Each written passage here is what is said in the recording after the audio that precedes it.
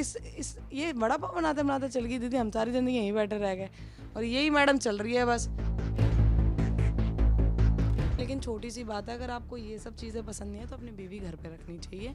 और अगर लेकर आए हो तो आप भी किसी की बीवी को कमेंट कर देते होगे, या आपने भी कभी, आपको पता ही है ऐसे हुआ है उनका मैटर।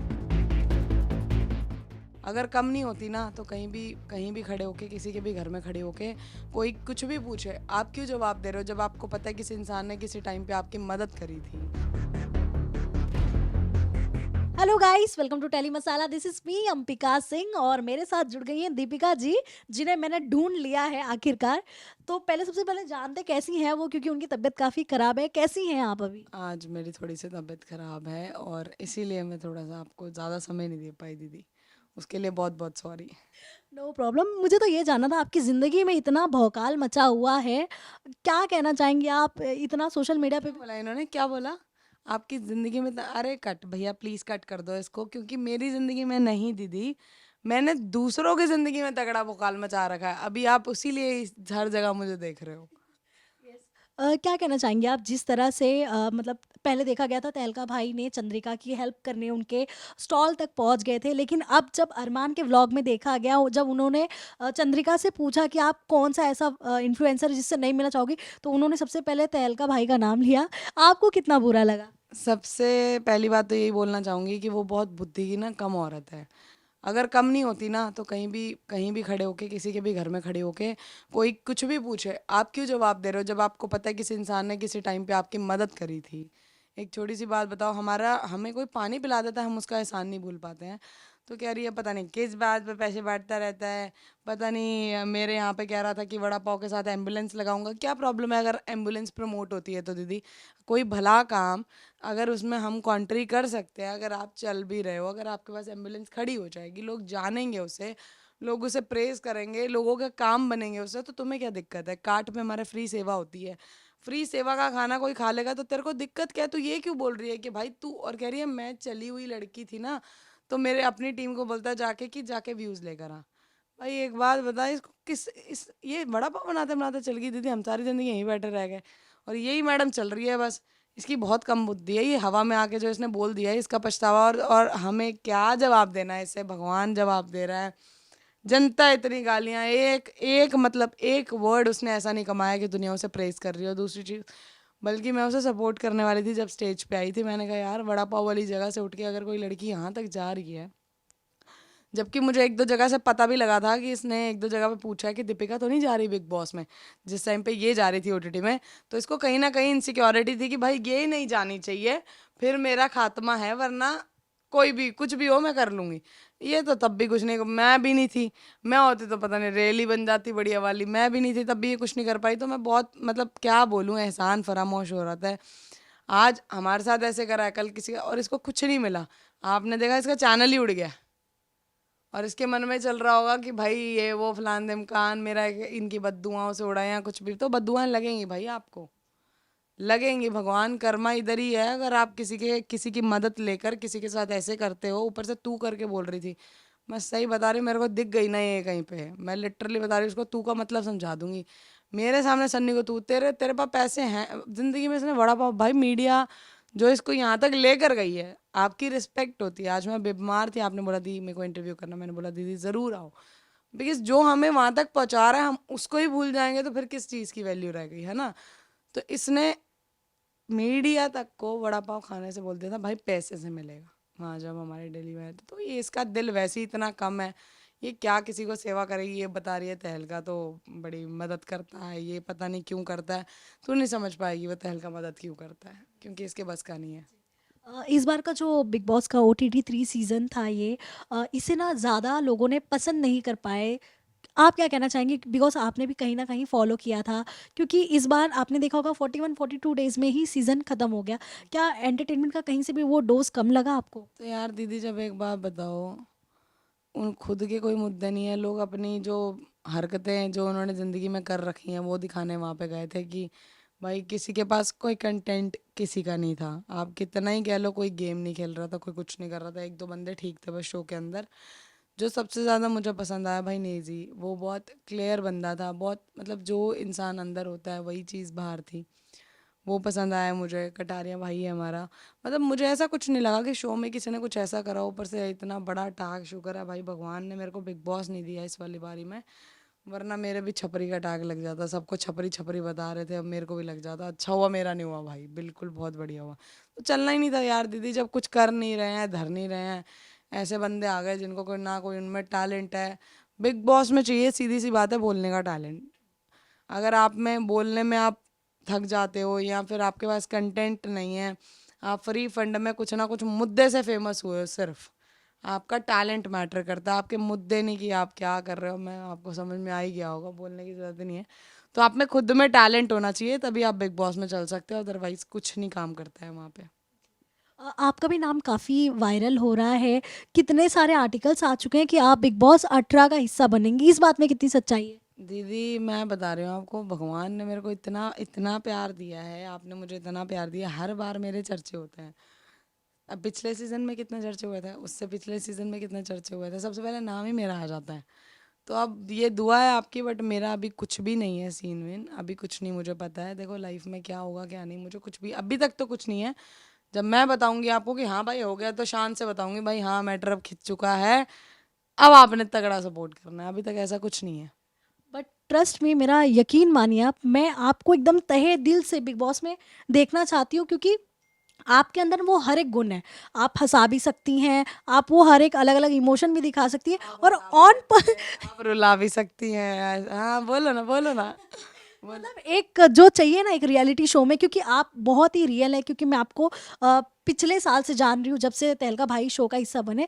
मैं आपको जान चुकी हूँ कि आप बहुत ही अनफिल्टर इंसान है, एंड मैं चाहती हूँ कि ऐसा कोई इंसान आए शो में, जिसके वजह से बाहर भी देखने में लोगों को अच्छा लगे, क्योंकि ये एक फैमिली शो था, आपको भी पता है। एंड यहाँ पे जो अभी फिलहाल जो दिखाई जा रही है चीज़ें, वो कहीं ना कहीं लोग अपने परिवार के साथ बैठ के नहीं देख सकते। तो क्या कहना चाहेंगे आप, अगर जब आप जाएंगी आपकी क्या स्ट्रेटेजी होगी, अगर इन केस आप गई अंदर? आपने देखा दहल का गया था, कोई लड़की वाला मैटर नहीं, कोई कुछ नहीं। देखो उठने के लिए वही चाहिए रहता है। बट मैंने उसे एक ही चीज़ समझाई थी कि रिस्पेक्ट है तो मैं हूँ। अगर तू रिस्पेक्ट भूल जाएगा शो के लिए, लोग दिमाग चला कर जाते हैं। वो लोग सोचते हैं कि हम ये स्ट्रैटेजीज करके जाएंगे, अंदर जाके हम ऐसे दिखेंगे, वहाँ चलता नहीं है वो सब। अनफिल्टर्ड ही इंसान चलता है, जैसे नेजी। अगर उन्होंने बहुत कम किया होगा एफर्ट्स, मैं झूठ नहीं बोलूँगी, मतलब गेम के उसके अकॉर्डिंग जो हमें तड़कता भड़कती चीज़ें चाहिए होती हैं, वो कुछ नहीं किया होगा उन्होंने, उस लेवल पे नहीं किया होगा। लेकिन वो जो अनफिल्टर्ड इंसान है ना, उसकी वो पर्सनैलिटी को जनता भा गई। मतलब जनता को हो गया कि नहीं यार ये अच्छा इंसान है, तभी लोगों ने उनको सपोर्ट करा, वोट करा। तो ये जो दिमाग से खुराफातियाँ बना के लग जाते हैं कि भाई हम तो ये करेंगे वो करेंगे, कुछ नहीं चलता है। और दूसरी चीज़, चाहे मैं हूँ चाहे सन्नी हो, रिस्पेक्ट के अलावा हमने दीदी लाइफ में अपनी कुछ कमाया नहीं है। रिस्पेक्ट ने हमें यहाँ तक पहुँचाया है, और इसको कभी छोड़ना नहीं चाहेंगे। और मैं जाऊँगी तो अगर आपको पता ही है फिर कितना तहलका मचेगा, बट अभी कुछ भी नहीं है प्लीज़ गाइस। पर चलने तो चर्चे, मेरे को क्या है भाई, चर्चे होते रहते हैं, मज़े आते रहते हैं, मुझे देखती रहती हूँ मैं भी, वो हो दीपिका आ रही है, दीपिका आ रही है। तो ये प्यार है बस सबका। जी। इस बार जो घर के अंदर हुआ, ये जो सीज़न हमारा ख़त्म हुआ है अभी OTT 3 का, इसमें जो आपने देखा होगा, जो वो जो थप्पड़ वाला कांड हो गया था, और कहीं न कहीं किसी के चरित्र पे जब सवाल उठाए जाए कि हाँ, कि मैं गलत इंटेंशन से किसी को देख रही हूँ या देख रहा है। आपने वो क्लिप देखा था, मैं वापस से आपसे जानना चाहूँगी, अब जब आप सामने मुझे मिल ही गए हो, वो जो आपने देखा तो आपको क्या लगा वो देखकर? भाई दीदी मेरे को तो समझ में नहीं आया किस बात पे थप्पड़ मारा। पहली बात तो आप अंदर गए हो, या तो मुझे ऐसा लगता है कि आप अपनी बीवी को छुपा के रखो हर जगह से। अगर आपको पसंद नहीं है कि कोई थर्ड पर्सन उस पर, देखो मैं भी मार्केट में, मैंने आपको पहले ही बता रखी है ये बात, अब हम भी मार्केट में जाते हैं, हर जगह जाते हैं, हर जगह बैठना उठना होता है। ये लाइन ही वैसी है। बट बिलीव करना, आज तक किसी की हिम्मत नहीं हुई हम पे कोई कमेंट कर दे। पता नहीं क्यों, मुझे नहीं समझ में आता क्यों। शायद उनको दिखता है कि ये कैसे इंसान है। मैं उनके चरित्र पे बात नहीं करूँगी, लेकिन छोटी सी बात है, अगर आपको ये सब चीज़ें पसंद नहीं है तो अपनी बीवी घर पे रखनी चाहिए। और अगर लेकर आए हो तो आप भी किसी की बीवी को कमेंट कर देते होगे, या आपने भी कभी, आपको पता ही है ऐसे हुआ है उनका मैटर, तो भाई आपने भी कभी ना कभी तो किसी पे कमेंट किया ही होगा। ऐसे तो कोई शरीफ इस दुनिया में पैदा नहीं हुआ है कि भाई उसने कभी कमेंट ही नहीं किया होगा। उस पे उसको मार देना, कोई टेढ़े दिमाग का होता लेके पटक देता अभी ज़मीन पे, बता देता 2 मिनट के अंदर कि भाई तेरे थप्पड़ तूने मारा किस बात पे है, पहले ये बता दे। अंदर के लोगों को पता होता नहीं है कुछ। अंदर उनको लगता भाई अच्छा ये एक पारिवारिक एक लेडी पे मामला आ गया, तो इसमें अगर हमने हाँ या ना बोल दिया, टिप्पणी ऐसी कर दी, तो हम बाहर गलत दिखेंगे। तो सब सेफर साइड पे आ जाते हैं। कोई ये नहीं समझता कि यार इसको हम शुरू से पहले दिन से देख रहे हैं, ये लड़का ऐसा नहीं है। तो बस यही बोलना चाहूँगी कि भाई अगर आपको बहुत मतलब वैसी बीवी चाहिए कि भाई उस पे कोई कमेंट ही ना करे, तो आप शुरू से ही उसे वैसे रखो। अब हम पे कोई कमेंट कर भी देगा एक आधा, तो जवाब देने के लिए हम बथेरे बैठे हैं। हाँ, मेरे को अपने पति को आगे लाने की ज़रूरत नहीं है। लोग आंखों से ही डर जाते हैं, बोलने की ज़रूरत ही नहीं पड़ती है। तो उसको खुद बोलना चाहिए था अगर उसको लग रहा था, और वैसे भी उसने ऐसे नहीं बोला है, मैं खुद ही बता रही हूँ। और अगर 1% बोल भी दिया तो भाई कृतिका जवाब देगी ना, वो लड़की जवाब देगी। आप थप्पड़ मार रहे हो उठ के, जो रूल में ही नहीं है, बाहर जाके करो ना।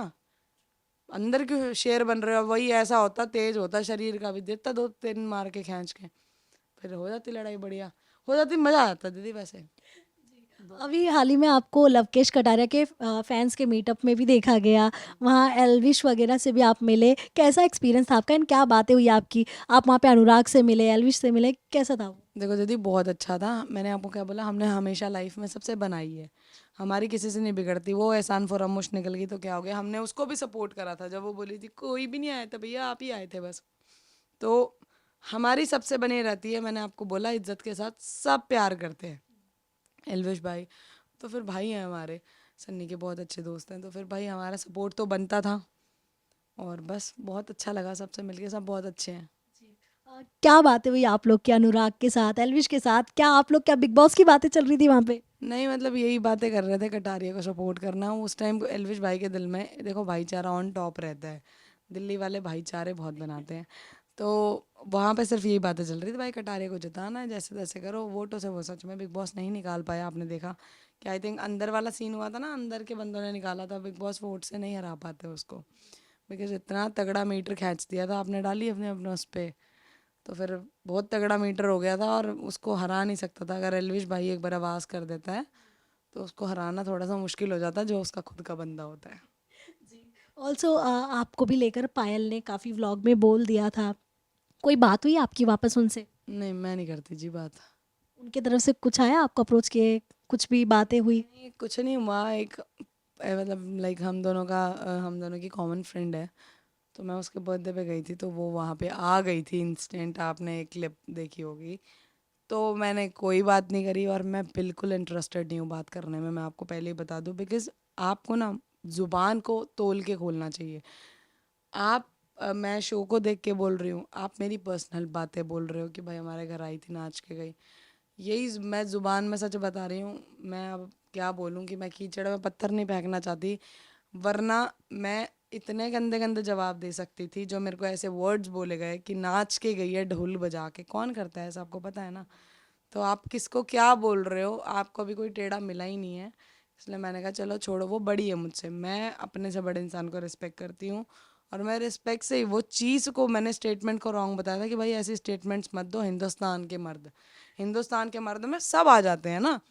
तो वो जो कर रही थी, वो उसने जो आके बाहर बोला एक्सपेक्टेड नहीं था, जबकि मैं उसे बहुत रिस्पेक्ट कर रही थी कि चल यार उसकी लाइफ में हुई हैं चीज़ें, रॉन्ग हुई हैं, है ना। तो मुझे वो एक सिंपथी थी उसको लेके, लेकिन वो उसने ख़त्म कर दी। जब ज़ुबान खोलता है इंसान, तो वही वो अपने मुंह से ही बताता है कि सामने वाले से प्यार लेगा या गाली लेगा। तो बस उसने अब ऐसा काम ही नहीं किया कोई कि मैं उसको रिस्पेक्ट करूँ और मैं उसको देखना भी चाहूँ, कभी तो नहीं देखना चाहती हूँ मैं। वो क्या बोल रही थी, वो बिग बॉस में जाना चाहती है, जा नहीं पाई, ये वो ड्रामे कर रही थी। तो भाई मेहनत कर रहे हैं तो क्यों नहीं जाना चाहेंगे, मेहनत से जा रहे हैं। कोई ऐसा थोड़ी कंटेंट उठा लिया जिससे हम वायरल होंगे ही होंगे, मेहनत कर रहे हैं हम यहाँ पे। तो मेहनत से अगर जाएंगे तो प्राउड से जाएंगे ना, आप आगे नहीं बढ़ना चाहोगे ना। तो इतना बताने की जरूरत नहीं है कि वो जाना चाहती है ना इसलिए जा नहीं पाई। जिस दिन मैं जाऊंगी उस दिन तेरी आंखें अपने आप खुली रह जाएंगी, तो मुझे बताने की ज़रूरत नहीं है। छोड़ो उसके बाद, टॉपिक पे बात ही मत करो। ऐसी बोलती है ना वो भी, प्लीज़ मुझे उसके टॉपिक पे बात नहीं करनी, तो मुझे भी तेरे टॉपिक पे बिल्कुल बात नहीं करनी। वो तो दीदी पूछ रही है तो मैं जवाब दे रही हूँ। सो लास्टली क्या मैसेज देना चाहेंगे आपके उन चाहने वाले को जो ना चाहते हुए भी बार-बार आपका नाम बिग बॉस के साथ जोड़ ही देते? भाई देखो, आप ब्लेसिंग्स छोड़ो, क्या पता भगवान किस दिन क्या सोच के बैठा हो मेरे लिए, लेकिन बस जब जब उनकी मर्जी होगी तभी ऐसा पॉसिबल होगा। पर मुझे दिल से आपको थैंक यू बोलना है कि आप हमेशा मेरे इतने चर्चे कर देते हो, आने वालों के इतने चर्चे नहीं होते जितने मेरे चर्चे होते हैं। तो थैंक यू सो मच। और मैं चाहती हूँ दी मैं लाइफ में अनफिल्टर्ड ही रहूँ, और मैं जब भी जाऊँ अपनी पर्सनैलिटी दिखाऊँ। तो देखो, आप होप करना, दुआ करना। Thank you so much Deepika ji, आप हमसे मिले, इतनी बातें की आपने।